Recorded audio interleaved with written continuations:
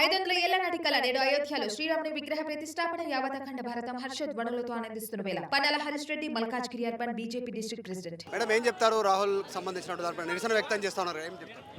నిజంగా కూడా ఒక పక్కన రామరాజ్యం అంటున్నారు, ఇది రాక్షస రాజ్యం కాదా అని చెప్పి క్వశ్చన్ చేస్తున్నాను.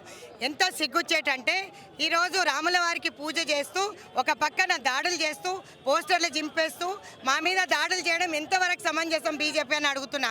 మీకు రాజకీయాలు చేయాలంటే ఇది వేదిక కాదు. మీరు మణిపూర్ పోయి మాట్లాడాల్సిన మోదీ అసలు ఇప్పటి వరకు మణిపూర్ పోకుండా అక్కడ జరుగుతున్న సంఘటనలు ఏది పట్టించుకోకుండా ఈరోజు మా మీద దాడి చేయడం ఎంతవరకు కరెక్ట్ అని అడుగుతున్నాను. ఈరోజు రాహుల్ గాంధీ గారి యాత్రని మీరు అడ్డుకుంటారు అనుకుంటున్నారేమో కానీ ప్రజలందరూ కూడా స్వాగతిస్తున్నారు. రాబోయే కాలంలో బీజేపీకి ఖచ్చితంగా చెక్కు పెడతారని కూడా తెలియజేస్తున్నాం.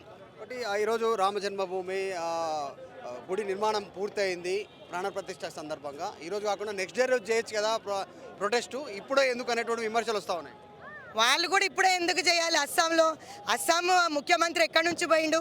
ఇక్కడి నుంచి పోయిండు. మేమేసిన తిండి తిని ఈరోజు బలిసి కొట్టుకుంటున్నాడు ముఖ్యమంత్రి. ఈరోజు ఏ విధంగా మాట్లాడతాడండి? ఏ విధంగా దాడులు చేపిస్తాడు? ఒక చీఫ్ మినిస్టర్ అయ్యండి సిగ్గు లేదా? ఈరోజు జరుగుతున్న లా అండ్ ఆర్డర్ కంట్రోల్ చేయలేని చీఫ్ మినిస్టర్ రిజిగ్నేషన్ ఇవ్వాలి. ఏ విధంగా జోడయాత్ర ఆపమని చెప్పి ఈరోజు బస్సుల మీద దాడులు, పోస్టర్లన్నీ చింపేయడము, ఈరోజు మా బండ్ల మీద దాడులు, రాహుల్ గాంధీ గారిని నెట్టేయడం, ఇది ఎంతవరకు సమంజసమని నేను అడుగుతున్నాను.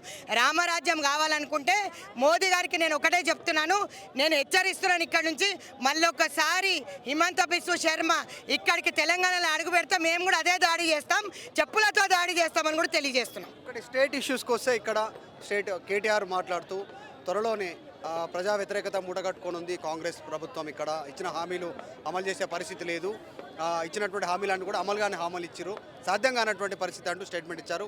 కరెంటు బిల్లుకి సంబంధించి ఎవరు కరెంటు బిల్లు కట్టొద్దు, కోమటిరెడ్డి వెంకరెడ్డికి పంపండి, లేదంటే సోనియా గాంధీకి పంపండి కరెంటు బిల్లులు అని చెప్పేసి స్టేట్మెంట్ ఇచ్చారు.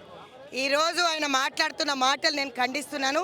9.5 సంవత్సరాలు మీరు తెలంగాణలో రూలింగ్లో ఉండి పబ్లిక్కి ఏం మంచి చేసినారని అడుగుతున్నాను.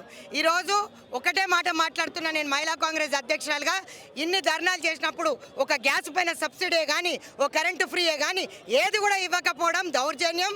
నిజంగా కూడా దళిత బంధు మీద మోసం, బీసీ బంధు పేరు మీద మోసం, అన్నిట్లో మోసం చేసిన వాళ్ళు ఈరోజు మేము 6 గ్యారంటీలు, మేము 2 గ్యారంటీలు ఆల్రెడీ అమల్లోకి తీసుకొచ్చినట్టే కడుపు మంటలేసి ఈరోజు ప్రజలందరూ చూస్తున్నారు.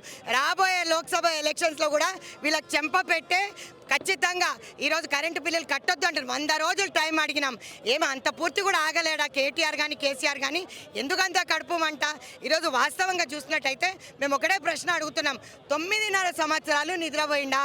డల్లాస్ చేస్తా అన్న ఈ కేటీఆర్ ఎక్కడ పోయిండు? ఈరోజు గోషామేళ రమ్మని చెప్పండి, చెత్త కుప్పలు చూపిస్తా. ఈరోజు నేను ఆడ పడిపోయిన పిల్లలందరూ పడిపోయిన నాలలో చూపిస్తా. ఇదేనా ఈయన చేసిన డల్లాస్? మరి ఈయన చేయలేంది మేము చేస్తున్నామని 100 రోజుల్లో 6 గ్యారంటీలు ఖచ్చితంగా వస్తాయి. కేటీఆర్ వాళ్ళకి చెంప పెట్టు అని మళ్ళీ ఒకసారి కూడా చెప్తున్నా. రాష్ట్ర మహిళా కాంగ్రెస్ అధ్యక్షురాలుగా కరెంటు బిల్లులు మీరు పంపడం అని చెప్పే కన్నా కరెంటు మీద మీరు ఎన్ని వేల కోట్ల అప్పులు పెట్టినా అది ఫస్ట్ ప్రజలకు తెలియజేస్తే బాగుంటుందని నేను అనుకుంటున్నాను. పూర్తి స్థాయిలో మాట్లాడడమే స్టార్ట్ చేయలేదు ఇంకా బీఆర్ఎస్ పార్టీకి సంబంధించిన నాయకులం మేము. కేసీఆర్ వస్తే ఎట్లా ఉంటుంది, అసలు సినిమా ముందుంది అనేటువంటి స్టేట్మెంట్ కూడా చేశారు. అసలు వాళ్ళకి సిగ్గుందా? బీఆర్ఎస్ నాయకులకి ప్రజలకు మంచి చేయమనండి, బయటికి రమ్మని చెప్పండి, ఉన్న సమస్యల మీద పోరాడమని చెప్పండి. ఈరోజు మేము మంచి చేస్తున్నామని అంటే ప్రజలు మాకు ఓటేసి గెలిపించినందుకు ఈరోజు ముందు ఏం మాట్లాడతారు? 9.5 సంవత్సరాలు ఏం నిద్రపోతుండేనా? మరి అప్పుడు మాట్లాడిన వాళ్ళు ఇప్పుడు ఏం మాట్లాడతారని అడుగుతున్నా. ఏం మాట్లాడతాడు? ఈరోజు ఎప్పుడైనా ఫ్రీ ఇచ్చిండా కరెంటు? పోనీ బస్సు ఫ్రీ ఇచ్చిండా మహిళలకి? ఏమి ఇచ్చిండు? నిత్యావసర సరుకులు తక్కువ చేసిండా? పెట్రోల్ డీజిల్ ధరలు తక్కువ చేసిండా? ఏది ధరణి పోర్టల్ పెట్టి భూములు కబ్జా చేసిండ్రు, అదేమన్నా వాళ్ళకి పేద ప్రజలకు ఇచ్చిందా? పోడు భూములు అన్నీ కూడా గుంజుకున్నారు, అదేమన్నా ప్రజలకు మంచి చేయడమా? ఇది మంచి చేయడం అంటారా? ఏది ఇచ్చినారు? ఏ పథకం, ఏ సంక్షేమం చేసిందని వీళ్ళు మాట్లాడతారు. ఏది మాట్లాడినా కూడా వీళ్ళని ప్రజలు విశ్వసించరు. ఈరోజు రాబోయే కాలంలో 100 రోజులు ఆగలేని వాళ్ళు ఎందుకు ఇంత కొట్టుకుంటున్నారో అర్థం కావట్లేదు. బలిచి కొట్టుకోవడం అంటారు కదా, దోసుకు తిన్న సొమ్ము పెట్టుకొని కొట్టుకుంటారు.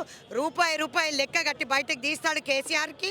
ఖచ్చితంగా వచ్చిన నమ్మనా మొగడని చెప్పి నేను ఆ రోజు చెప్పాను, మళ్ళీ చెప్తున్నా. రేవంత్ రెడ్డి గారు అన్నిటిపైన వైట్ పేపర్ రిలీజ్ చేసినాడు.